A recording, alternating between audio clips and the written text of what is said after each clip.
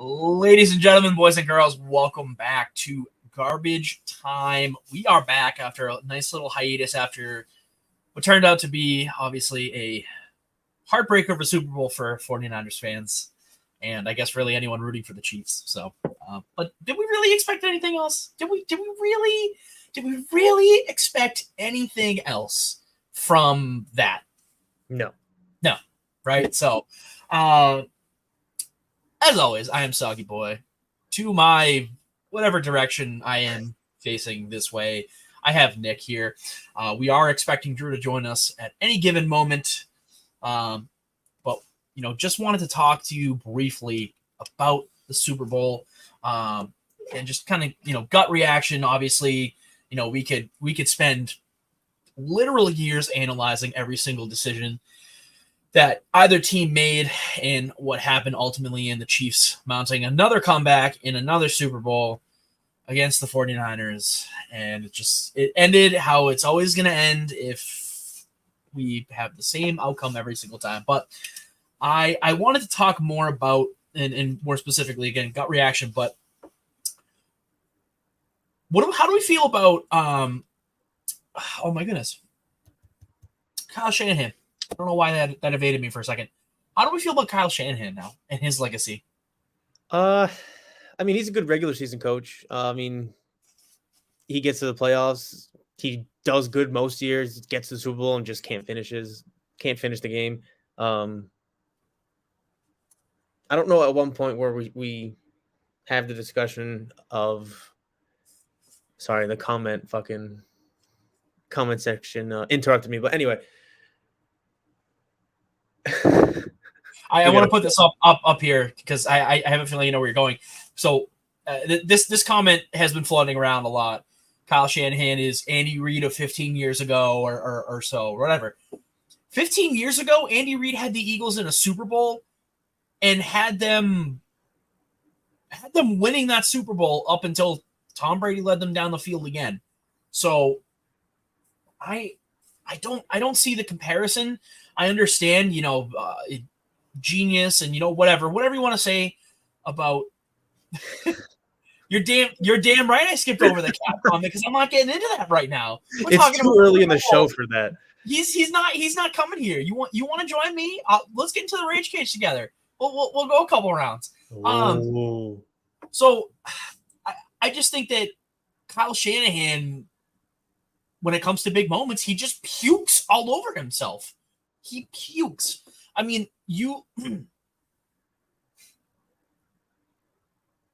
but okay. All right. So I understand what you're saying. I get it. But this has nothing to do with Tom Brady. It has everything to do with the coaches individually. Like, yes, he beat Reid in the Super Bowl in one time. He only made one Super Bowl. Kyle Shanahan has had 3 chances to win a Super Bowl, both as a coordinator and as a head coach, twice against the Chiefs, twice having 10-point plus leads and blowing them all the time. This is my point, is that Andy Reid has never been in that situation. Yes, he lost a Super Bowl to Tom Brady. He lost another one again to Tom Brady and the Bucs, but they didn't have a chance in that one. I mean, it was a blowout from the start. It was 14-0 before you could blink. Kyle Shanahan had leads in all 3 of the Super Bowls he's played in as either a coordinator or a head coach, and he's lost all 3 of them. He was up 28-3 halfway in the third quarter, and he let his offense we're up by 25. We're good. We don't need to score anymore. It's the equivalent to the Celtics basketball. When they lose, literally, yeah. Well, we're up by 22. Yeah, we got this in the bag. We'll win by 20 points. We're fine. Whatever. We're good. Don't need to play anymore. We can get into that too. I mean, that like losing the lead was a fluke, but all right. If we're really gonna do this, we're gonna get into this right now. The AFC Championship game with Brady Mahomes. Yes, we get it. It was a real Super Bowl, but you forget how high powered the Rams offense was. They just didn't have a good game plan going in. The Patriots defense shut them down. I find it hard to believe that the Chiefs defense would have done the same thing against the Rams that year. I really do. The Patriots had an amazing game plan defensively going into that Super Bowl. So I don't want to hear that nonsense. I think the Rams would be the Chiefs in that scenario. So I I think they would have. I don't necessarily think. Well, you got to think about it. This is before this was a year before they were really ready. I mean, they still got beat by Brady. So look, those are opinions. Doesn't matter, because what happened is the Patriots went on to win the Super Bowl 13-3 and shut down the high flying Rams. So probably was the worst Super Bowl in the last like 10 years. If you like defense, it was pretty good. Yeah. But if you actually enjoy football, no, it was terrible. Yeah. Listen, I'm not going to sit here and argue with these points. A not ready Rams team would beat an under defense Chiefs team. Yes, I unfortunately will go with my gut on that, because I don't think the Chiefs are ready yet. I think they needed a year. They needed to get beaten on that high stage before they were ready to go. So whatever. All right. So Super Bowl, obviously, again, inevitable outcome of the last 5 years is that the Chiefs are going to chief, and they're going to do what they're going to do.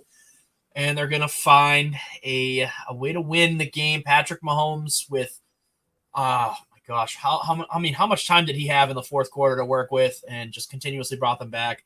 The thing is, when are we gonna stop counting the Chiefs out now? Like, because I'm done with this. I said, if the Chiefs can go on the road in, they're gonna have they'll beat the sorry. I'll go through my playoff predictions again, because I had the Chiefs. I had the Dolphins beating the Chiefs, even though I thought the Chiefs most likely were going to end up winning that game. I wanted the Dolphins to win. I called the Dolphins to win, which is a terrible choice on my part because of the weather conditions. Once I saw that, I said, okay, they're going into Buffalo. They beat Buffalo all the time. They're going to beat Buffalo. I should have trusted my gut against the Lamar Jackson one. So, again, it's you count them out, and they just got that chip. They got that dog in them. So this discussion happened, earlier in the season if the Chiefs can Dolphins be are always trusted and stuff, but yeah, they won 3 Super Bowls in the last 5 years. You don't count them out. They're in that. The Chiefs are going into, I think, Patriots territory from when they first started their dynasty, and I don't think I'm out of line saying that either. They're just aiming in that direction. They have the weapons. Mahomes is going to be there for a long time. This is just going to keep happening, and the Chiefs would be stupid to not build around their franchise quarterback. So it's just we're in that time period of the Chiefs are going to be in the last 2 games for the next, for the foreseeable future. Excuse me. Yeah. No, I mean, and that's the thing, Yes, the comment section is lit. It is a one-person show right now. I mean, again, it's we're not seeing the same level of quarterback play that we saw 5-10 years ago. I mean, we still had the tail end of Tom Brady. Aaron Rodgers was still winning MVPs. Obviously, Patrick Mahomes is coming into his own and his prime now.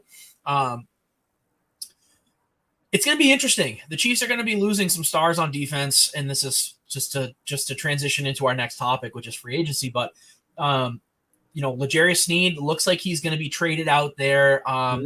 Like, you're going to look good when your front seven is just destroying offensive lines. Like, I don't necessarily think that L'Jarius Sneed is like the bona fide number 1 star cornerback that like he's been touted as coming out of Chiefs camp. But Chris Jones still doesn't have a deal. Free agency is right around the corner. And if they let him walk, that would be huge. Massive. Now, they have drafted pretty well defensively. Trent McDuffie, all-pro, is going to be a top 5 corner within the next 2 years. He might already be, especially after his performance in the playoffs and the Super Bowl. But they got the corner. They don't necessarily need L'Jarius Sneed. They can let Trent Duffy do his thing.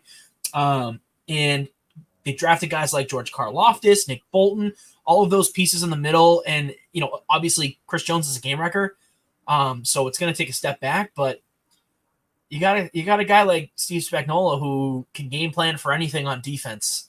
And you might not necessarily need all the stars in the world. If you have a good game plan, sometimes that makes all the difference. So, yeah. yeah. So yeah, but I want to head on over. Actually, we're gonna stop a little bit at the NFL Combine. I just wanted to chat. Obviously, as part of being headlines, Xavier Worthy broke the record for fastest 40 time. Obviously, I don't hold much weight into 40 time. I mean, yeah, cool. You ran the fastest out of anyone in NFL history. Great, cool. At a combine. I mean, it's not going to translate into game speed. It never does. Now, one thing I will say though, and I'll play the clip for you guys in just like a minute or two after I'm done talking, but this is different. His speed is different in that he also has the route running ability to pair with it. He was a nightmare for opposing defenses at Texas. And yeah, he can blow the top off you, but he can also run a crisp route if he needs to. I mean, again, if you can run that fast on a straight line, odds are you don't really need to run routes, but he has excellent route running ability that I think a lot of the other like really fast, like blow the top off the defense kind of guys just don't have. Like a John Ross and a Tyquan Thornton. Remember those guys? Yeah, they literally didn't do anything when they got into the league. Sure, they ran really fast in the combine, and for some reason, teams just absolutely fucking fondle themselves over. Oh my god, he ran a 4.28.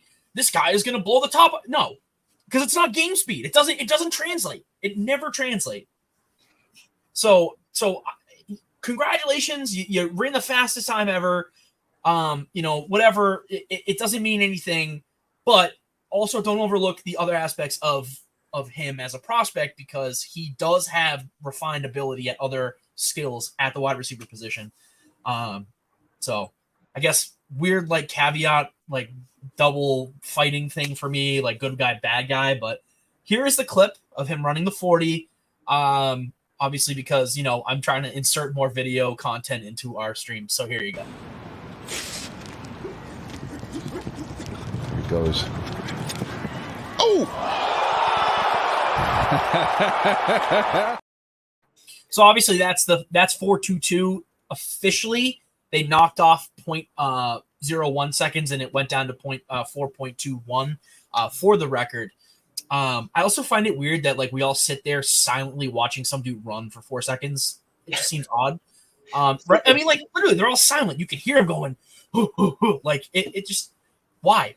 I feel like I understand you want to measure the ability of your prospects coming in, but like I don't know, like I don't go to the gym and watch some dude, toss up 40 reps with 250 on a bar and just like, oh my god, like sit there and do like that's what we do. I mean, that's what it's bizarre to me. It doesn't make any sense, but I get it. You want to measure, you want the measurables of someone coming into the NFL. I get it. I couldn't tell you what Tyreek or DK's was. I couldn't. I mean, I would assume DK Metcalf was invited to the. I'm sure it is. I probably would do maybe like 2 reps and then just have a heart attack and die. I don't know if Tyreek was. This is before I watched college football and before I was into watching the combine and everything. You have to remember the Patriots. I didn't care about the draft. They were winning every year anyways. So, you didn't need to. No, that's what I'm saying. Like, I mean, it's a fair point.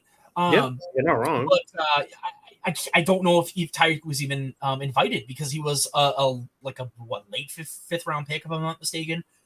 He might have been, but I know that there's only a select number of guys that are invited to this thing. So, I mean, okay. I mean, so yeah, well, yeah, obviously, but he has the in-game speed to match. That's the point. That's my point. Is that Tyreek Hill's 4.29? He can do that on the field. Most other guys can't do that. He's the exception. There's not many guys like him. He is the exception. Yes, he is the exception. DK was well, but you also have to realize that DK's what 6'3", like 250. He's fucking huge. He has like 0.7% body fat, and he ran for 4.33. That's terrifying. That is terrifying. Obviously, you don't have to worry about speed when you're 6'3" and you literally can shove people off of you at any given moment. Yeah. It's crazy. But yeah, obviously, again, Xavier Worthy, I think the only record that was broken, or I guess the only relevant one that I had seen. But did you see anything out of the draft when you're like, wow, this guy or that guy sucks? Like, the only other thing that I have out of the draft is mind-bogglingly stupid. So you have anything from the combine? So I saw reports. I didn't see too many clips, but I saw that JJ McCarthy was rising up in the draft rankings, and we heard Coach Harbaugh say that he's a winner. I think, what do you have, a 28-1 record at Michigan? So I'm not surprised that he's climbing the draft rankings. I see a lot of mocks that say that he's in the top 6. No, it's not a lot, but there's a few out there that are saying that he's going top 6. So this is actually what I was going to get into next year. So I'm glad you brought it up. But I am baffled why people have him going up so high. Did you see any clips of him throwing the football? I think I saw one like 2 days ago. He was in the hallway if I'm remembering correctly, this is Lucas Oil Stadium, the Colts Stadium. Yep. He's in the hallway throwing to dudes like 10, 15 yards from him, right? He's missing them. He can't even throw to dudes in the hallway casually. And then when he was actually throwing, that's the thing. The fact that you're not hearing about his throwing ability, or I guess you're hearing him rise up for leadership, and he's a tough dude, and what he is. Mac Jones. He is Mac Jones. Stay away from him. Do not draft him. If I am the Patriots, I am not drafting JJ McCarthy. I'm not. I'm sorry. It has nothing to do with the meditation on and off the field. I don't care about any of that. He is a softball thrower. He cannot throw shit. My Lord. Who keeps calling you? Well, Joe just called in. What? The guy in the comments. He called me. He called you? Yeah, he FaceTimed me. Oh my God. We'll set up another time where you guys can get in the rage cage when we're more prepared for it. he can join me. He can join me on the rage. We can do a little sparring match. I got some things I need to say. Yeah, Drew, welcome in. Hello. Yeah, you can see our comment section has been blown up. Yeah. Sure is. But we were just talking about the combine, like important things from the combine. No, you're good. You're good. I'm messing with you. I love to start drama too, so I'm with you. We played the Xavier Worthy clip, obviously him breaking, and we talked about this on Monday, but him breaking the record.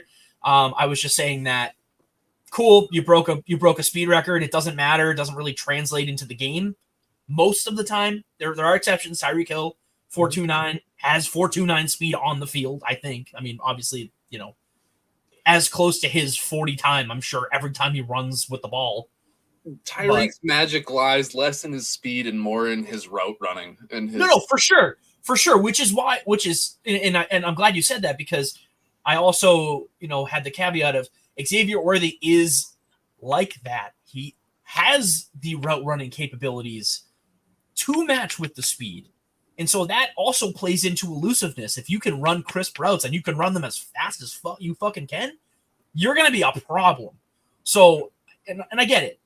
He's built very, very small. He is a thin boy. But if you can bulk up a little bit, he's got decent size as far as height goes. Route running, I mean, you got the route running and you have the speed. That's going to be an issue. So obviously, he's rising on a lot of draft boards. Yeah, Tyreek is just an enigma. I can't even begin to describe how he went in the 5th round. Crazy.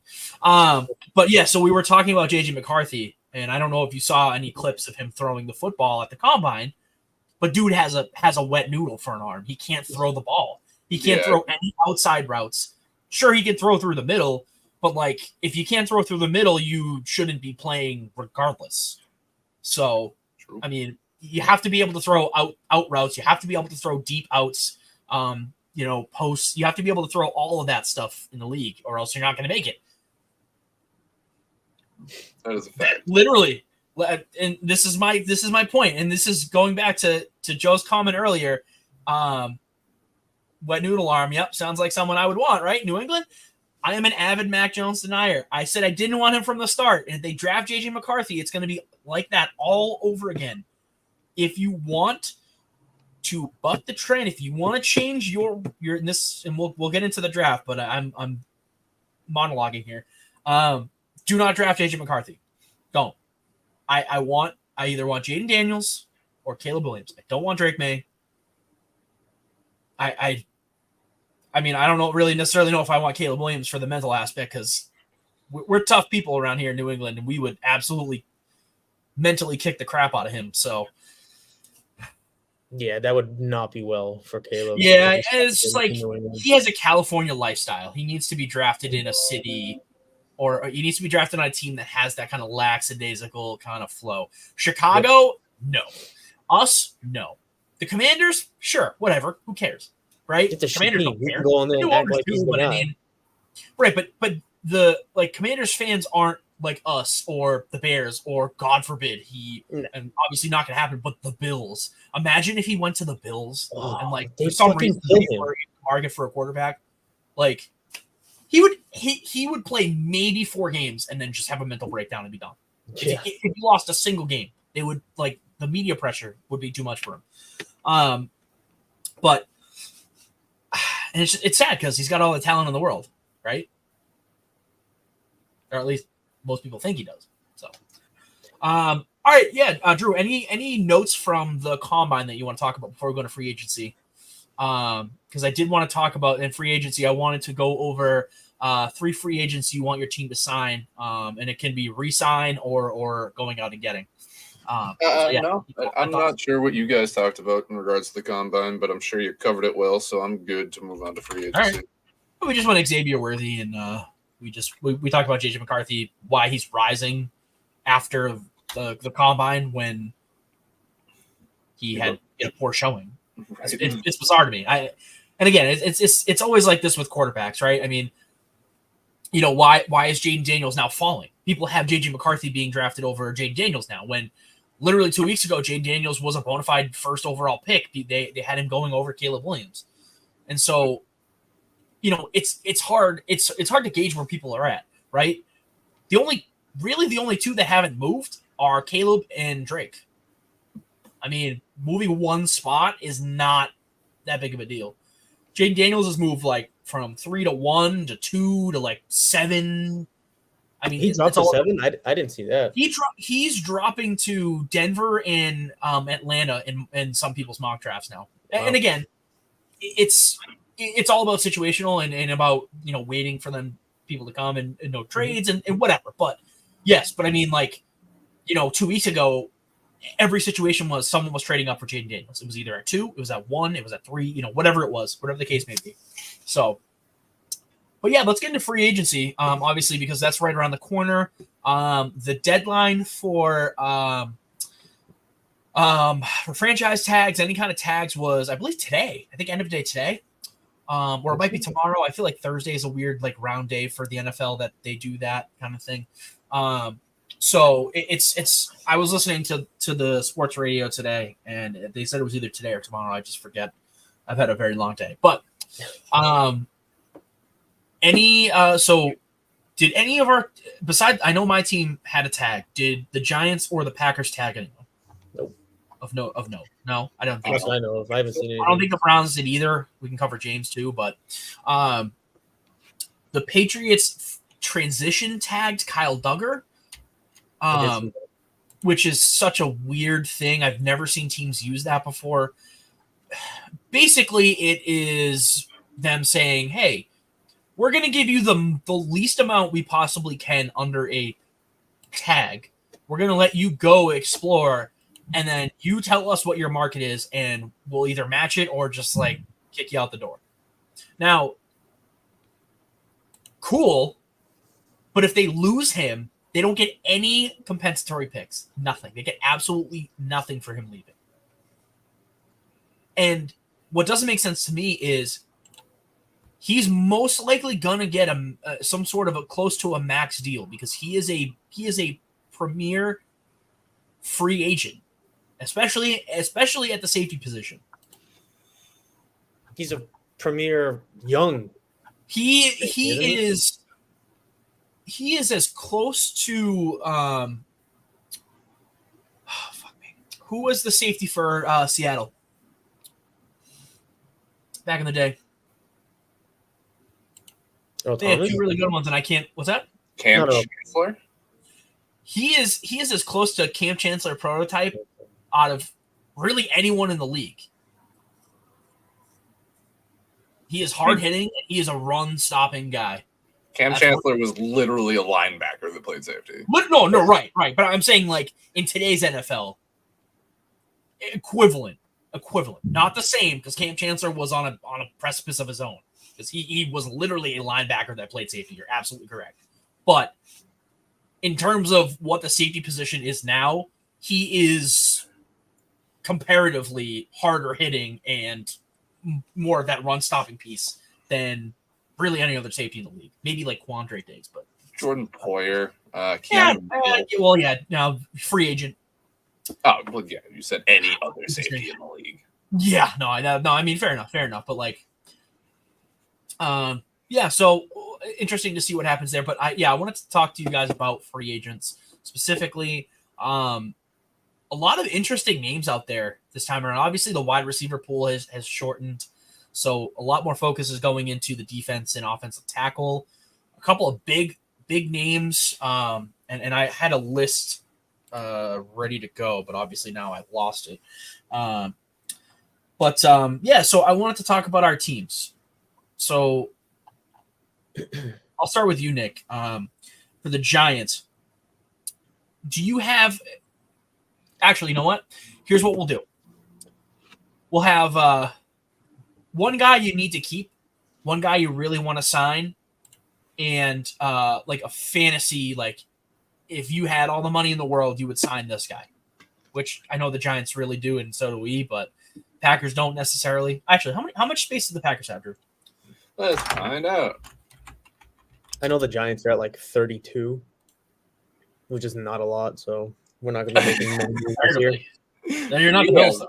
$13 million. Oh wow! I thought ours was not great, but how many? Who are your like premier free agents? There's not many people we have to re-sign. Yeah, so I mean, you're okay. You could probably add a piece or two if you wanted to, like on a short money deal, and then carry it over to next year because you probably have some re-signees next year. I'm sure. Yeah, I'm gonna say. I mean, just to start it off, for us, really the only guy we need to bring back out of our free agents. I mean, we're losing literally all of our safeties this year, but Keyshawn Nixon for me is the one guy to bring back. I mean, he provides you so much. He's a decent cornerback, but he shines in the kick return game and he brings a great energy to the team. It's going to be sad to see AJ Dillon go. That's a guarantee. But yeah, no, if there was one guy out of that group, despite losing 3 safeties, I would rather bring Keyshawn back just for his locker room presence alone and just the life and energy he brings. Other than that, bring back one of those safeties probably. Yeah. Okay. Yeah. Fair enough. So Nick, so we have Drew bringing back Keyshawn Nixon or at least one of the safeties back into the group. Mm-hmm. Who is one player that you need the Giants to keep? Who they need to re-sign in free agency? Probably Xavier McKinney. I mean, he's a young, talented safety. Realistically, I'd like to keep both McKinney and Barkley, but at this point, if Barkley were to come back to the Giants, he'd have nothing to play for. It'd be another disappointing season. At least it seems like he still has his talent. And age isn't starting to catch up, but if he goes anywhere else, it's going to be successful. So right now, I think the Giants just need to sign McKinney, maybe pick up another offensive line weapon. I know it's not going to be a premier guy, but just to beef it up. And then we lead to the draft. We can talk about that later, but the draft is a whole nother beast. I think Yeah, Saquon For the is- Giants, anyway. at this point, I think Saquon needs to end up on a team that's less reliant on him to be the guy that's carrying the ball and touching the ball on 80% of the plays. I So want to see Patriots are out Houston's a then. name that I want to see him go play in. That would be That'd crazy. be Where? nuts. Holy Houston. shit. Ooh, that would be good. I like that. Yeah. I I've like seen- that pairing. I've seen I that. would It's- agree with you there. That would be sick nasty. Yep. Zach, why is your quality rather potato? I don't know. I mean, the Wi-Fi thing has been there for a while. I might have something like in the background playing or something. I don't know. I can't tell. Hold on. Let's try this. Just get rid of a bunch of tabs and shit. Let's see what else. Where's my Wi-Fi? Yeah, it's still potato. Still pretty Mhm. potato. Yeah. The audio's coming through, which is what matters. Okay, well, whatever. If I look stupid doing it, it's not like it would be any different in normal quality. So, Patriots really think that there's, really only one player that they really need to bring back, and that's Michael Wenu. I mean, it's unless you're Trent Williams, if you're not being talked about internally on your offensive line, that is a good thing. Obviously, Trent Williams is regarded as the best offensive lineman in the league. There are other players, you can name drop them, but Michael Wenu has silently had the best 4-year stretch of offensive line play in, I think, Patriots history. It's definitely not in the league, but in Patriots history. I mean, he has been a stalwart, and he plays in multiple positions. He's only 26. They drafted him in the mid-third round, and they've been trying to get this guy. Now, I guess and this is some weird information, but he fired his agent 5 days ago or whatever, and he's representing himself through free agency, which is wild. I mean, insanity. Yeah. But it's not- he's gonna do well no matter where you put him. We let go of Joe Tooney.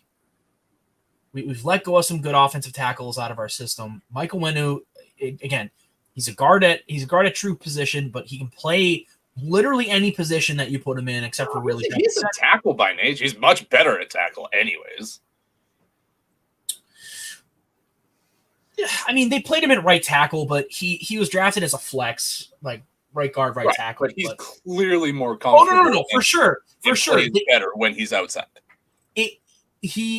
For absolutely for sure, he is a much better tackle than he is a guard. He does much better on the outside as a bookend than a keepsake in the middle of the line. He's still very good as a guard. But not to take away from his versatility, but his natural position is clearly outside. No, right. And it would behoove the Patriots to do that and look to the draft to draft one of these inside guards, maybe the third round. The offensive line pool this draft is supposed to be superb. So I would really hope that they would put some more juice into their offensive line and not draft guys like Cole Strange in the first round from Western Chattanooga, Mississippi, whatever fucking college that was. Chattanooga's in Tennessee. My point exactly. I don't know. I don't know where it is, and I have no interest in learning about it. So yeah, Michael Wenu needs to be resigned. The Patriots need to do that ASAP. Because if he goes, doesn't matter what quarterback you draft, they're all going to be in the dirt every single play. So something we've hammered home many, many times on this show. Yeah.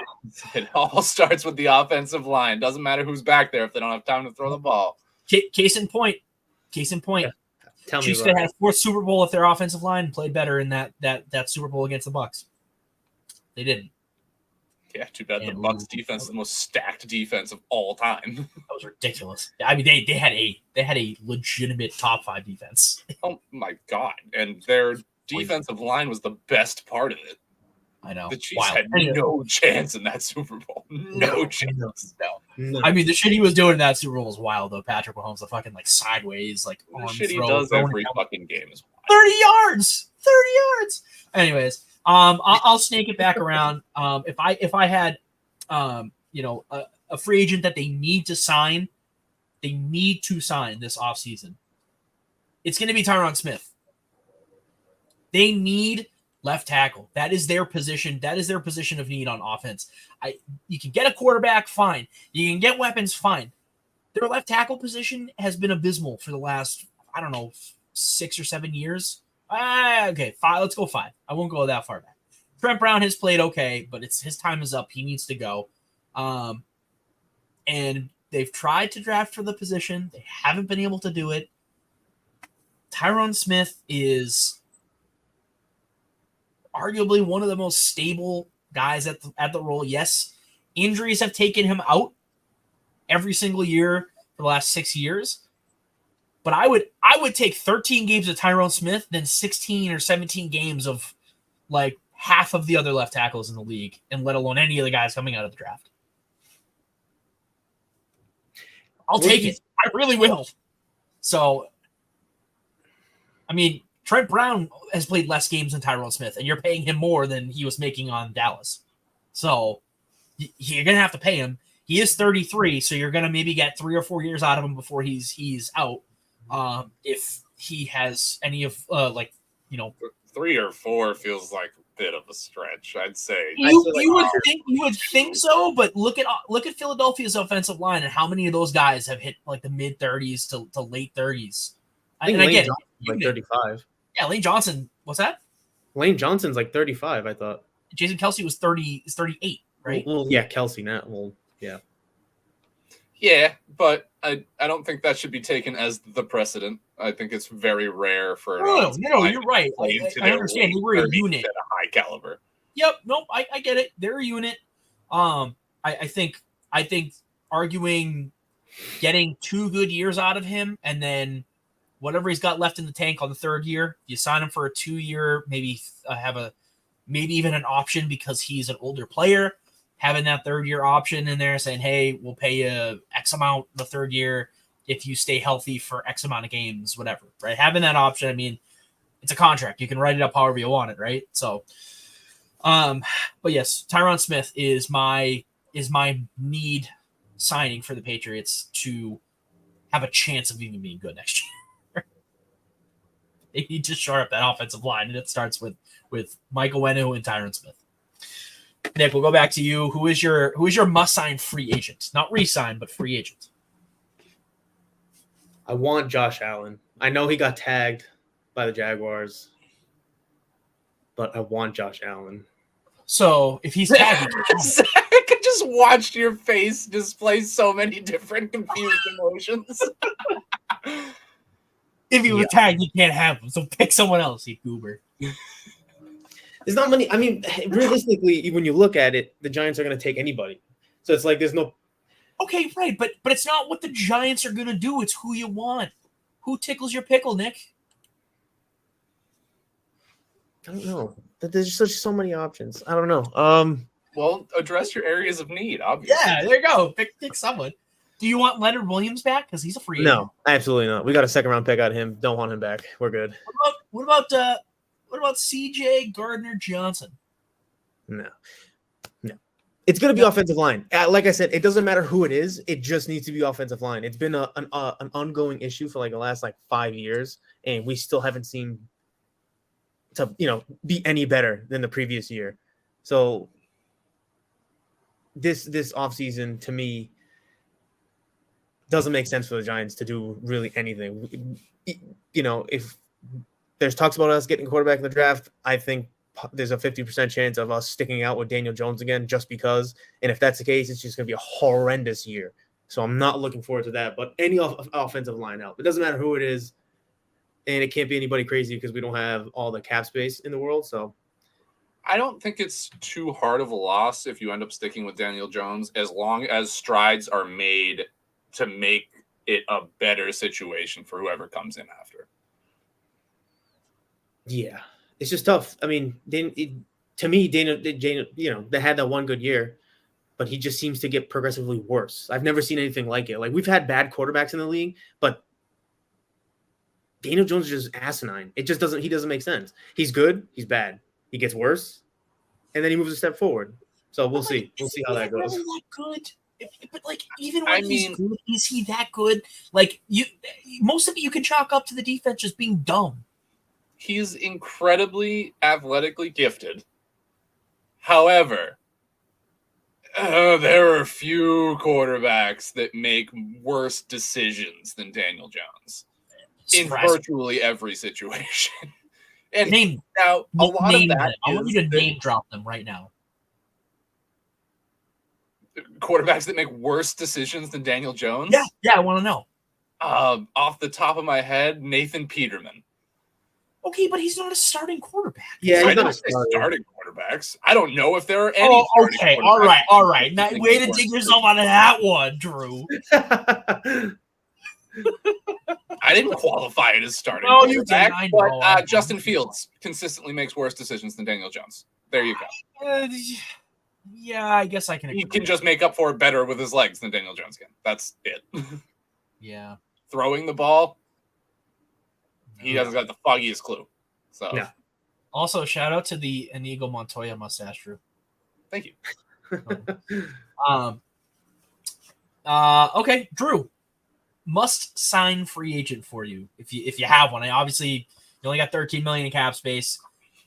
Really, your must sign is probably a re-sign, but you have a little money to spend. If you got a name you just like want to see on your team, just shout it out. It can be your. If I had all the money in the world, I would add this person. If I had all the money in the world, we would be picking up Chris Jones. Well, okay, all right. I think we can lead off with saying that every single person on this podcast would take Chris Jones. However, there's like maybe 5 teams that can actually afford him in his $32 million franchise tag number, which he's gonna make more than. If anyone has a half a brain, they're gonna pay him at least $50 million a year. I mean, the dude is a game record. I mean, there's not many people that I can actively say for realistic purposes, yes, I would love to see them sign him. Would I like to see them bring in Kendall Moore? Absolutely. Would I like to see them bring in any of the cornerbacks, honestly? Right. Kenny Moore. Again, Steven Nelson. Fucking any of them. Because that's an area that I'm concerned with. I'm concerned with our cornerbacks. Would you take Stephon Gilmore on like a 5.5, 6, like 2-year deal? I wouldn't. That's where he's at. That's where he's priced out right now. I wouldn't like it, but it would help shore up our cornerback room. I don't know what the fuck is going to happen with Eric Stokes. I don't know if he's going to play. I don't know if he's that's the one thing I don't understand about Green Bay is they draft these corners and then they play for a year well, and then they fucking disappear or all of a sudden come back and they're awful. Yeah. So I don't fucking know, dude. It would make me feel a lot better to have some extra veteran presence in the cornerback room across from Jair. Be that Steven Nelson, be that Stephon Gilmore, be that Kenny Moore, whoever it is, just somebody that's got decent outside corner experience. Yeah, that's fair. I get that. Well, obviously, I think if we all had the money, we would sign Chris Jones. My team actually does have the money, and they're definitely not signing Chris Jones. I would be happy if they added cream cheese to my bagel order at Fenway. I can't even. Gillette Stadium. Jesus Christ, that was terrible. I got there, bro. I got there. But seriously though, like the Patriots are gonna spend money this offseason. I'm happy for New England because they finally have a change of scenery at coach. So maybe they'll actually add some offensive talent to the fucking roster. I mean, don't forget it's Gerard Mayo. He's not exactly an offensive guru. No, but Bill Belichick is out of there. We're gonna trade for Will Levis. and then we're going to be sponsored by Kraft Mayo, and that is the trifecta. We're done. It's over. Game over for everyone else. It's done. We win. Dog, What if you that guys, happens, I don't know, but we win. That's they it. need to move the team. Oh, please, into Atlantis. Just throw them all in the ocean. Please, go on. Yeah, I think it's a free agency. Obviously, there are other names out there. Calvin Ridley is really the headline on wide receiver market, and then the next guy's like what, fucking Marquise Brown. Terrible. It was a soft free wide receiver free agency pool to start, and then Mike Evans got tagged, and who else got tagged that I can't remember. T. Higgins got tagged. So they're two premier free agents. I also don't know why the Bengals keep T. Higgins around Just when let they him go have at this Tyler point. there. What's that? Let him go. Let him go get his money. You're not I just going don't understand. Like, why do you keep paying him when you could literally let him go and spend the money on offensive tackle or guard and shore up your offensive line? Because then that's going to solve two problems for you. Joe Burrow's actually going to be able to throw the ball down the field, and Joe Mixon might actually be able to run the ball better. Crazy thought. Just insane. Like, I know it's way out of the market for the Bengals, but so I did want to go over the draft quickly. Obviously, we're going to be talking about the draft in depth over the next couple of weeks before the draft starts. Did you just pull out a pocket comb, Drew? No, it was more of a desk comb. I see. All right. Well, I mean, fair enough. I thought the way of the desk comb had been antiquated, but I'm mistaken. Combs everywhere, boy. Do you like curl it? Like, is there like it? Do you, so it like doesn't grow like out more? It goes like this. How does that work? It just kind of grows, or Just grows and then. I can't grow a mustache. It just comes in like this, and it just You and grows me both, down. dude. I got the Frenchman. Oh God. Yeah, mine, Have you as ever you can see, doesn't really grow in the middle, but. Right. Well, you have that weird like patch on the side too of your beard, which always sucks. But I mean, a little bit. yeah, I mean, the fact that you can kind of grow it a little more full. Like I'm patchy, but you know. You cover it up with the rest of the beard. Yeah, like the layers of fat insulate the hair growth. The draft. I want to talk Beard Club for Men, please. Yes, yeah.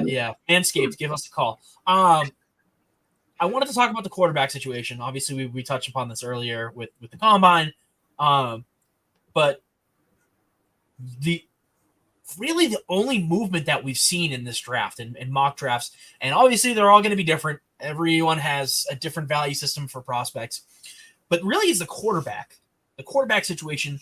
The amount of supposed quarterback talent that we're seeing in this draft is at an all-time high, with a possible 3 quarterbacks taken in the first 3 picks, possibly having 5 or 6 quarterbacks going first round.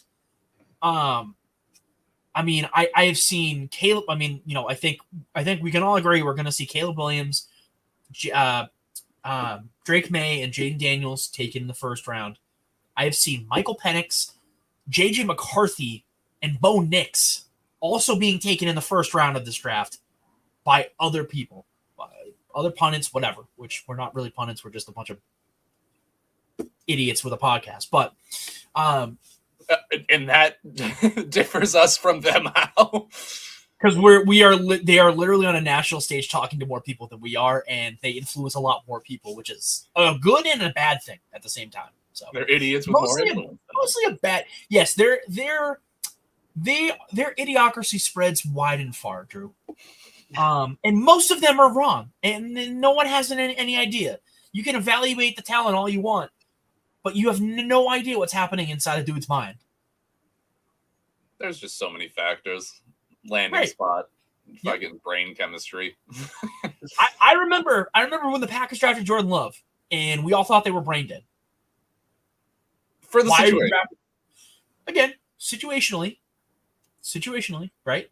But we looked at him, we were like, he's all right, I guess. Like, I get it, right? You draft a guy under Aaron Rodgers, whatever, but situationally, we were like, well, that doesn't make any sense. Why are you drafting a quarterback in the first round? Get him weapons. He's been begging for weapons. We haven't drafted a wide receiver in the first round in what, like 20 years? So, sorry, not to like exponentiate. No, that's not a word, right? Exponentiate is absolutely a word. Oh, okay, it is a word. Sorry, like I said, long day. I don't want to exponentiate any recurring pain or trauma dreams that you have, Drew. But I mean, it's worked out. I thought it was going to work out. I didn't really have any doubts about it. They wouldn't have done that if they didn't know that he had the potentiality to be special, which that's he fair. is. He's fucking phenomenal. Yeah, he's just got to get some more experience and get it together, especially with the young wide receivers. I didn't think it was a bad pick. I was a little surprised they took him in the first round because I didn't see anybody else going to take him before our next pick. But no, it just stung that it was coming up on the last chance with Aaron Rodgers, and they're like, we're just going to get ready for when you leave instead. I mean, it seems like they did the right thing, though, as much as it hurt. For longevity and ease of transition, yes, absolutely. And that's the same exact thing that they did with Aaron Rodgers back in 2005. They're good at picking out a quarterback to be the next guy. I have a fantastic question for you, Drew. Sure. What would you rather have? Would you rather have what the Packers have in drafting the next guy consistently, but only winning like 1 or 2 Super Bowls?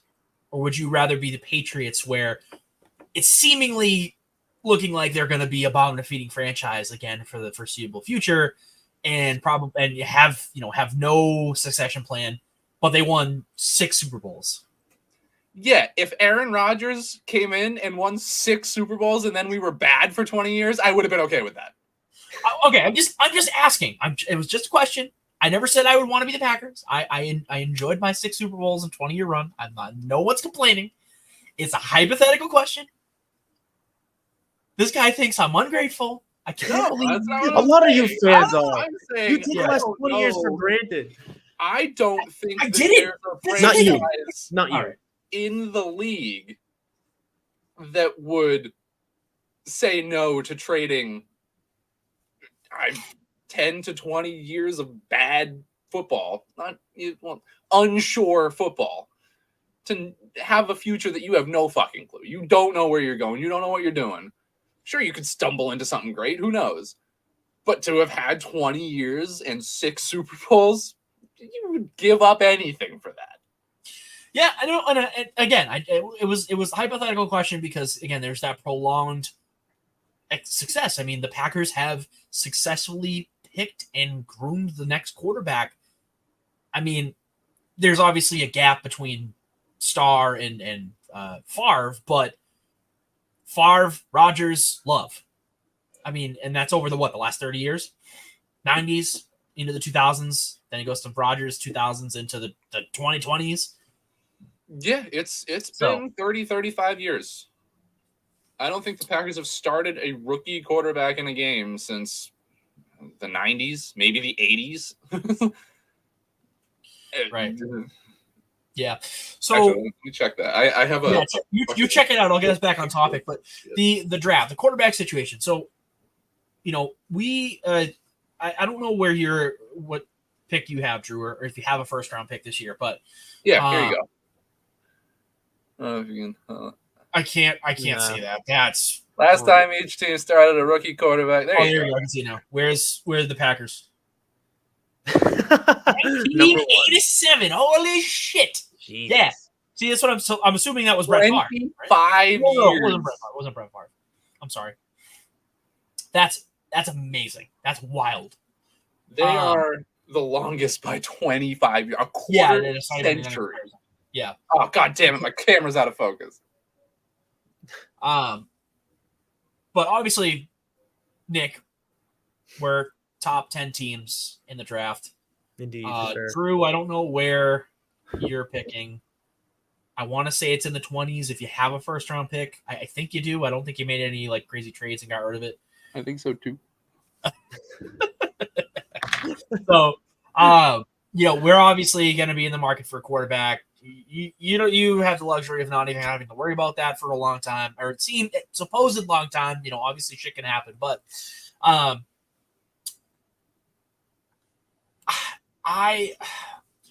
so torn on where I want them to go with this pick, with the number 3 overall pick. And to me, honestly, I feel like, and this is probably just like revisionist history, but I was pissed when they didn't get the 2nd overall pick. But now I'm kind of happy. Now I'm kind of happy that they didn't, especially with all of the transition the top 3 guys have been having, with Caleb Williams being knocked out of 1 and being propped back up because Jaden Daniels came down, and then Drake May is an unknown. None of them did anything at the combine other than medicals. And I mean, Caleb Williams is being cryptic as fuck. And I mean, he's not doing medicals for any teams other than like the top 3 or 4 teams. He wants no one else, and that's fine. I get that. I get it. But it just kind of adds to that aura of he's a diva. Like, it just makes me feel like I don't want anything to do with him. No, it is reinforcing. I can't even say sending this message. Right, no, right. It very clearly sent this message that he's too good for 3/4 of the teams in the league. Right. But it is heavily reinforcing it. For some reason, it's like, these are the teams that are going to pick you, dude. I'm sorry, but you're a top talent. They were the worst teams in the league. That's how this league has been run for fucking 60 years. How do you not with the program? Like, how do you not know this? It's like, just accept it. Be grateful. And if you're really that good, you can turn that franchise around. But apparently, supposedly, you're too much of a pussy to even want to try. Right. Exactly. Well, and that's the thing, right? He's like, oh, well, I never said I didn't want to be a part of the Bears franchise. Yeah, you did. If you heard this crazy thing, it's called the internet, where everything lives forever in a day. Like, it's literally all there. We can go back and find your quotes saying you did not want to play with the Bears. You don't want to be a part of that franchise. Welcome to 2024, where everything is on camera. He literally said, I am either being traded. I need to be.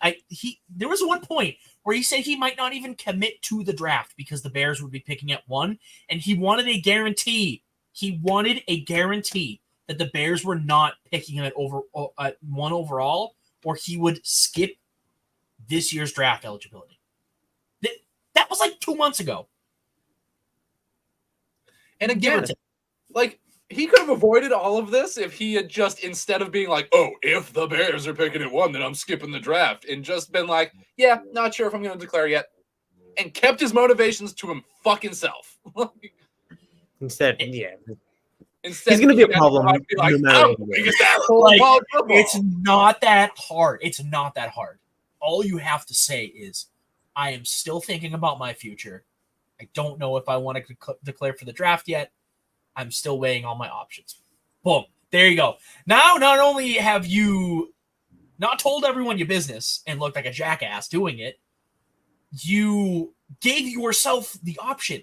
Because now if you say, okay, well, I don't want to play for the Bears, so if they're not going to trade the pick, and then I'm not playing in the NFL, or like, is that a guy you want to draft? So here's my question, right?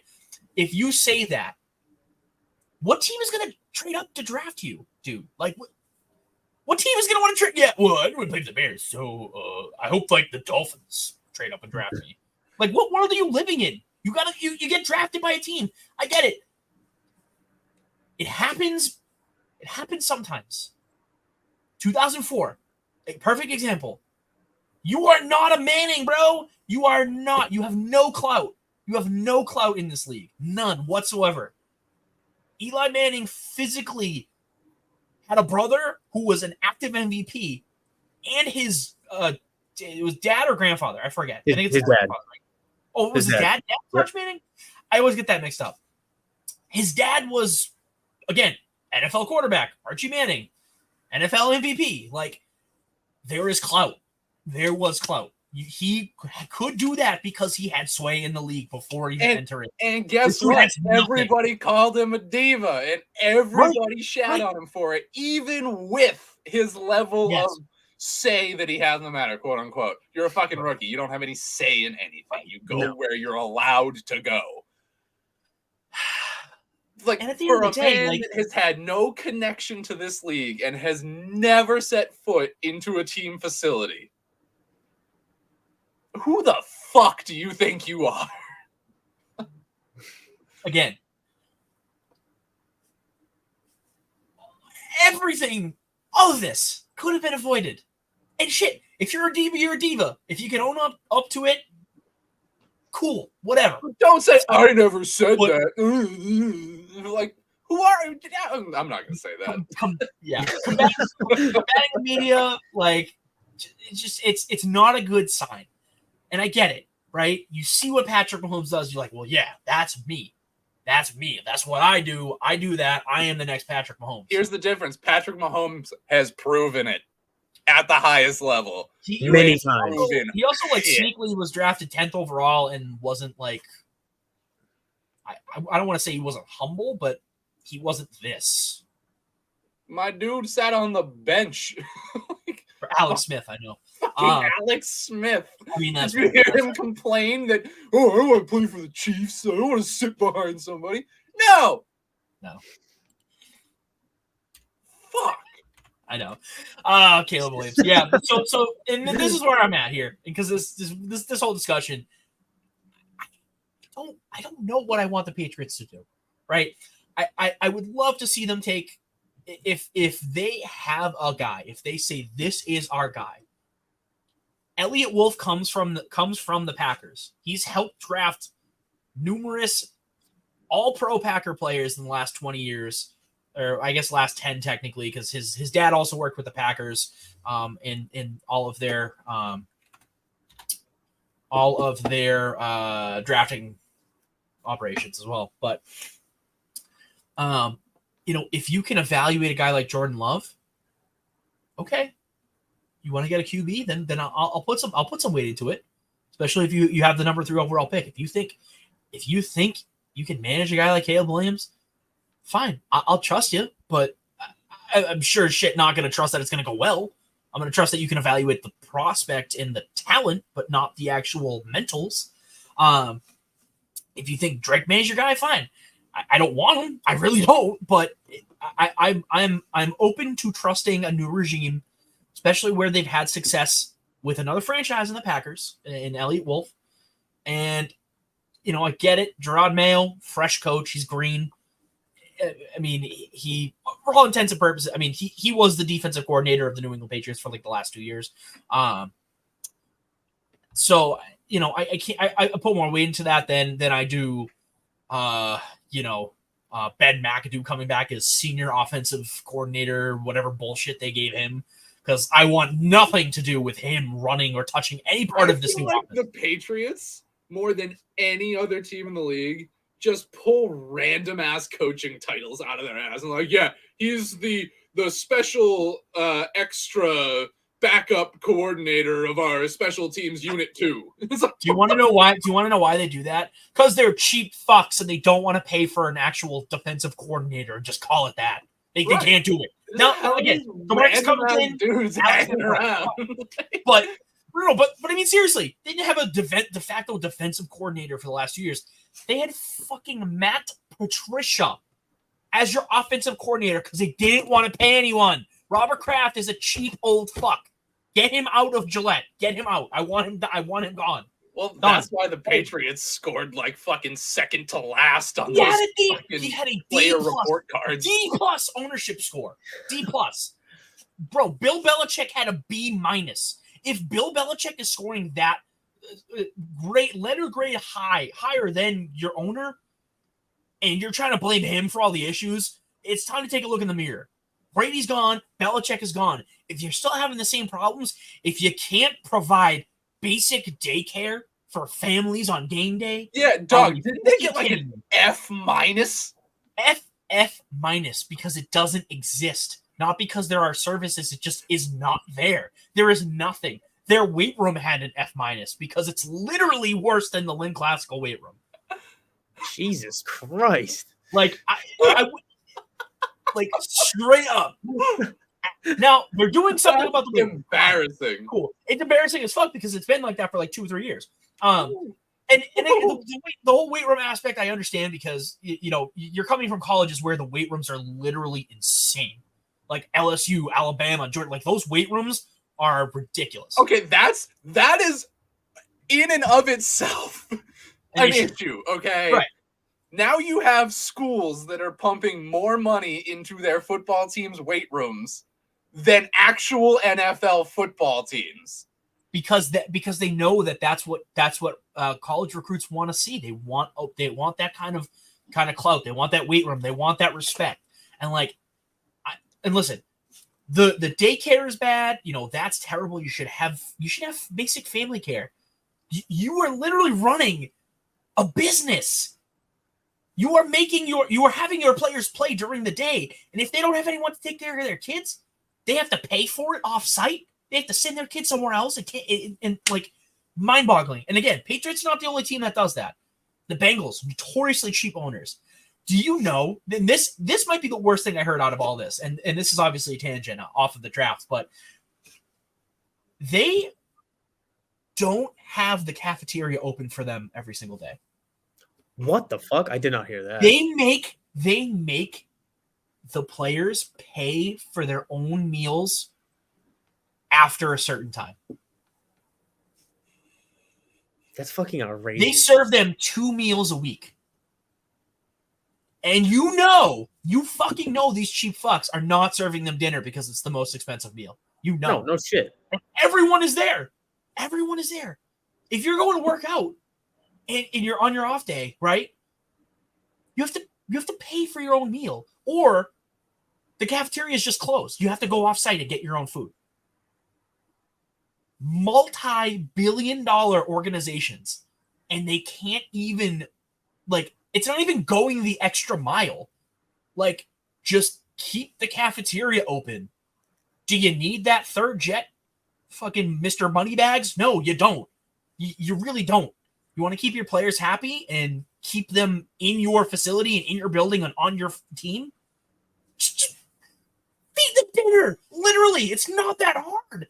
It's not family serve. It's literally not that hard. Now you can understand. This has been, I think, this is the second year the surveys come out.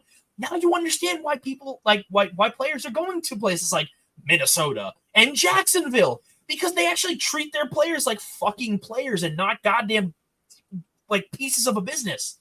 It's baffling. It makes no sense to me. It doesn't. And again, head coaching score, whatever. That is one aspect, right? Head coach is a head coach. They're going to do what they need to do. It has nothing to do with the facilities. The treatment of players, I guess, technically goes into it there, but it's only one piece of the pie. This is really all about ownership in the franchise. It has nothing to do with coaching, right? The coaching is individual scores, but treatment of families and family daycare, that's not on Bill Belichick. That's not on guys like Sean McDermott and all other head coaches. That's ownership. So I think we're finding out it's not, money gets you places, but players are looking for these things. There's a reason why these surveys started going out. There's a reason why we're seeing a lot of players going to destinations that have good PA scores and good PA survey scores, because why would you want to play for a team that doesn't treat your family okay? Why would you want to play for a team that doesn't feed you like every other team does? Why would you want to go to the Bengals if they're not going to feed you dinner every night? You're in the facility working out for them. It's part of your job, and they can't feed you a meal? I mean, seriously. Sorry, that was my rage cage. It leaves me speechless that teams are doing that. I just don't understand it. I would feel a lot worse if this was not talking about multi-billion-dollar companies fucking over multi-million-dollar players. But yeah, no, the premise is absolutely correct. No, right, and I understand, but you have to think about it in terms like this, right? How many multi-million? Remember, I said I agree with you. No, right, but how many multi-million-dollar players does a team really have? All of them. No. Most of the special teams and all those other players, after taxes, they don't make millions of dollars, Drew. Yeah, guess what? after taxes doesn't fucking matter for the company that's paying them. No. I understand that, but I'm saying, like, you know, for just an example, right? A guy like Justin Bethel, right? He's a Patriot special teamer. He probably makes maybe like $1 million a year, maybe two, something like that. After taxes in Massachusetts, you make maybe like 600, 700K. Well, now he's got to pay for daycare for his, and again, this is what? Are you insinuating that he pays half of his salary in taxes? Yeah, you understand the millionaire's tax, right? That went into effect. You think he doesn't hire people to fucking find the loopholes? Do you not know how taxes work?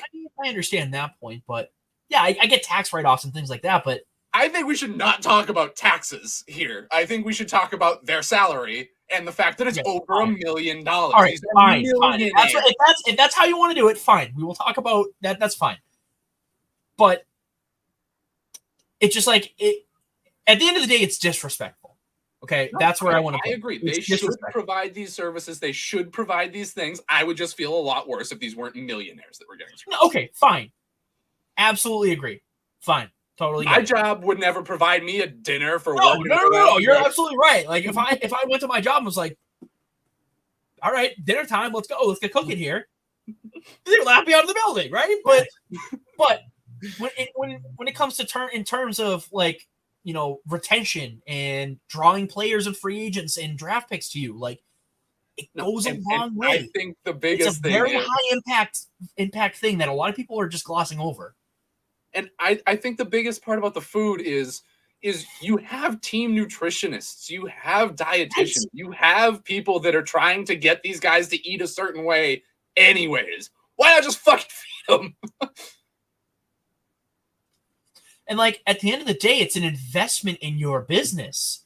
If you are feeding your players the way that your nutritionists want them to eat and they are performing better on the field, no, it's not you know, a one-to-one direct correlation, but it is a part of it, right? If players have to go out and get their own food, I mean, I know if I was at a facility and they were serving me dinner, I would eat whatever pretty much whatever they had for me. But if I had to go out on my own, I probably would eat something really bad for me. I mean, that's just me, right? Because I have, you know. Yeah, just fucking spent my off day working out at the facility. Yeah, I'm getting McDonald's on the way home. If you don't have food for me, I'm getting a Big Mac. Go fuck yourself. Exactly. That's my point. Is like we're all human. We have our wants and needs or whatever. But you know, this survey, and again, I'll bring it back to the quarterback draft or whatever. Like this.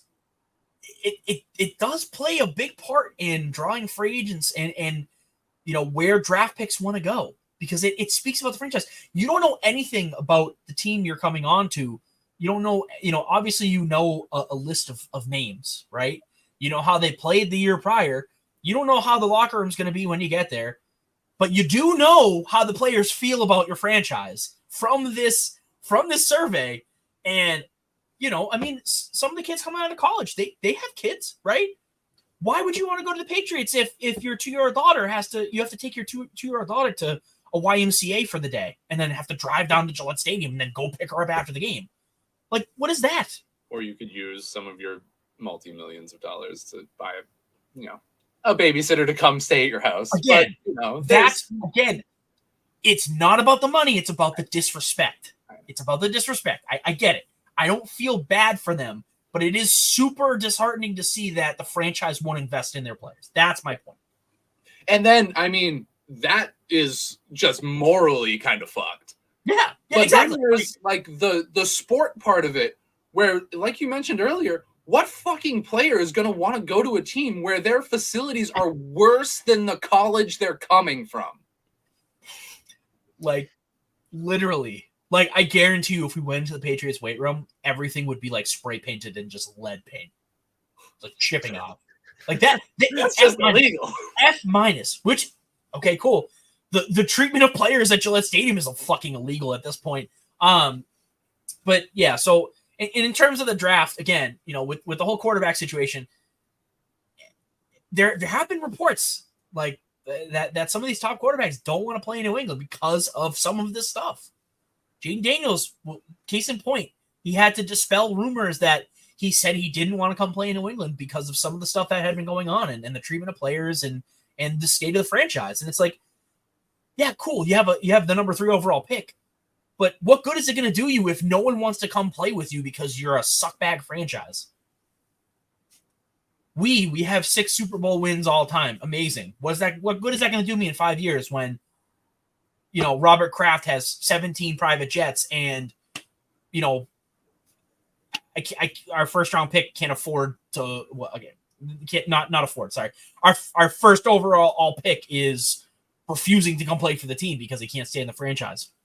You know what I mean? Like stuff like that. So it's not an issue that can be quickly solved either, right? It's like, again, it's not the money. It very much is an issue that can be quickly solved. Implement a daycare program at Gillette Stadium. No. Yes. That is something. Redo your weight room before the season starts. These are things that money can fix. They're just not putting the money into it to fix it. It's not sure, it might take some time for it to come to form the way you would like it to, but as long as you can provide a space for it or enhance the weight room space that's there, it will help. It will fix part of the issue in the short term. Yes, it'll take a couple years for it to really get built up into a solid, environment for your players and their families. But at least you need to start at some point, and that should be a quick process. So I want to. It should be. You're right. It should be. So I want to just point out something before we dive way too far into this and I think we should probably stop diving into things. It's almost 9 o'clock. No, that's what I'm saying. I just want to point out. So I went to a game at Gillette Stadium. It happened to be Bill Belichick's last game. That's completely sidebar, but I'm sure you guys heard about the new lighthouse that they built and the scoreboard and everything, right? I did. I saw the picture.